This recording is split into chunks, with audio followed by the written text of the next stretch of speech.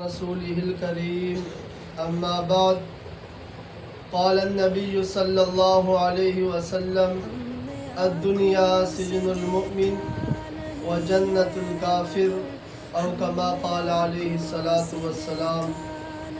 ناظرین اور پیارے عزیز بچوں، آج جو احادیث مبارک آپ کے سامنے پڑھی ہیں، اس کے اندر اللہ کے رسول صلی اللہ علیہ وسلم نے فرمایا کہ یہ دنیا مومن کے لیے قید خانہ ہے اور کافر کے لیے جنت ہے۔ دنیا کی ہر نعمت جو اللہ نے ہمیں عطا کی ہے، چاہے وہ مال کی نعمت ہے، چاہے انسان کی اپنی جسم کے اندر جو نعمتیں عطا کی ہیں، ہر ایک نعمت کیا ہے؟ عارضی ہے۔ اس نے ایک نہ ایک دن اس نعمت نے ختم ہو جانا ہے، اور پھر جو ہمیشہ کی زندگی ہے اور اس کے اندر جو ہمیں ہمیشہ کے اندر جو اللہ زندگی عطا کریں گے، اس کی ہر نعمت کیا ہے؟ ہمیشہ کے لیے ہے۔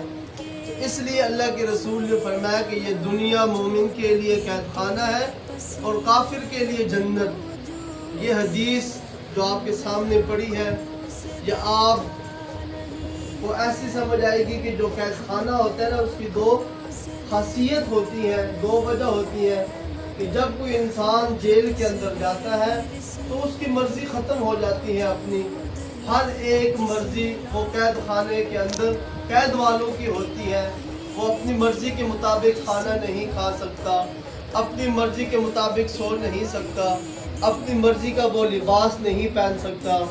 اور دوسری بات کہ جو قید خانے کے اندر جو قیدی ہوتا ہے، چاہے وہ اسے 20 سال کی سزا ہو، چاہے وہ عمر بھر ہی کی اسے سزا کیوں نہ ہو، یا اسے حکومت وقت نے کسی جرم کے اندر گرفتار کر کے یہ اعلان کیا کہ اسے سزائے موت ہوگی، لیکن اس قیدی کا، اس مجرم کا پھر بھی اس جیل کی در و دیوار کے ساتھ دل نہیں لگتا۔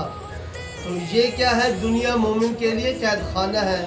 اس لیے کہ ہماری جو یہاں زندگی ہے، 60 سال کی زندگی، 70 سال کی زندگی، یہ عارضی زندگی ہے۔ ایک نہ ایک دن اس زندگی نے ختم ہو جانا ہے۔ جو ہمیشہ کے لیے زندگی ہے وہ کس کی ہے؟ آخرت کی زندگی ہے۔ اور پھر جنت کے بارے میں اللہ کا قرآن اس بات کا شاہد اور گواہ ہے کہ اللہ نے قرآن مجید کے اندر فرمایا کہ وَلَكُمْ فِيهَا مَا تَشْتَهِيهِ الْأَنفُسُ وَتَلَذُّ الْأَعْيُنُ، کہ جنت کے اندر جب جنتی جائے گا تو ہر کام اپنی مرضی کے مطابق کرے گا، اور فرمایا کہ جو جی کے اندر آئے گا اللہ وہی اس کے سامنے پیش کر دیں گے، جو وہ چاہت اور تمنا کرے گا اللہ رب العزت وہ چیز اس کے سامنے لا کر عطا کر دیں گے۔ تو اس لیے مجھے اور آپ کو چاہیے کہ ہم آخرت کی تیاری کریں، جو ہمیشہ کی زندگی ہے، جہاں اللہ نے ہمیں جتنی بھی نعمتیں عطا کی ہے، جتنی بھی اللہ زندگی دے، لیکن ہر ایک انسان کے دل کے اندر اور ذہن کے اندر یہ بات کھٹکتی ہے اور یہ دستک دیتی ہے ہر روز یہ بات کہ ایک نہ ایک دن آپ نے مرنا ہے، اس دنیا سے چلے جانا ہے۔ تو اس لیے اللہ رب العزت نے دوسرے مقام میں فرمایا، قرآن مجید کے اندر ایک آیت ہے کہ جس کا مفہوم ہے کہ کل شیء ہالک الا وجہہ، ہر شے نے ہلاک ہو جانا ہے۔ اگر کسی کی ذات رہنے والی ذات ہے، وہ کس کی ہے؟ اللہ کی ذات ہے، وہ ہمیشہ سے تھی اور ہمیشہ سے اللہ کی ذات رہے گی۔ تو اس لیے مجھے اور آپ کو چاہیے کہ یہ دنیا جیسے قید خانہ ہے، ہم ایک ایک زندگی اور زندگی کا ایک ایک لمحہ جب ہم قدم اٹھائیں تو یہ سوچیں کہ آیا جو ہم قدم اٹھا رہے ہیں یہ اللہ اور اس کے رسول کی ناراضگی کا سبب تو نہیں ہے۔ اس لیے تو اللہ کے رسول نے فرمایا کہ یہ دنیا مومن کے لیے قید خانہ ہے اور کافر کے لیے جنت۔ اب کافر کے لیے جنت کیسے ہے؟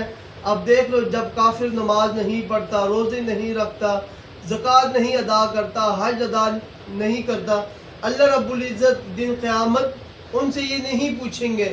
اگر سوال کیا جائے گا تو یہ سوال کیا جائے گا کہ آپ نے ایمان کیوں نہیں لایا؟ کیونکہ جب ایمان ایک انسان لاتا ہے اللہ اور اس کے رسول کے اوپر، پھر وہ ایک غلامی کی زندگی گزارتا ہے۔ جن چیزوں سے اللہ کے رسول نے منع کیا اس سے اپنے آپ کو روک لے۔ قرآن کی آیت ہے کہ اللہ رب العزت نے فرمایا وَمَا آتَاكُمُ الرَّسُولُ فخذوا وما نهاكم عنه فانتهوا، جس چیز کا تمہیں اللہ کے رسول حکم دے کر گزرنے کا وہ کر گزرو، اور جس سے تمہیں اللہ کے رسول منع کرے اس سے رک جاؤ۔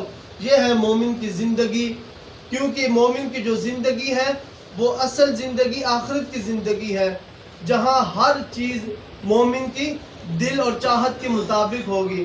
اس لیے مجھے اور آپ کو چاہیے کہ یہ دنیا کے اندر جو ہم زندگی گزار رہے ہیں یہ سوچ سمجھ کے گزاریں کہ ایک نہ ایک دن ہم نے مرنا ہے، ایک نہ ایک دن ہم نے اللہ کو حساب دینا ہے۔ تو اس لیے ہمیں چاہیے کہ ہم جو دنیا کی زندگی گزار رہے ہیں اللہ اور اس کے رسول کی سنت کے مطابق گزاریں۔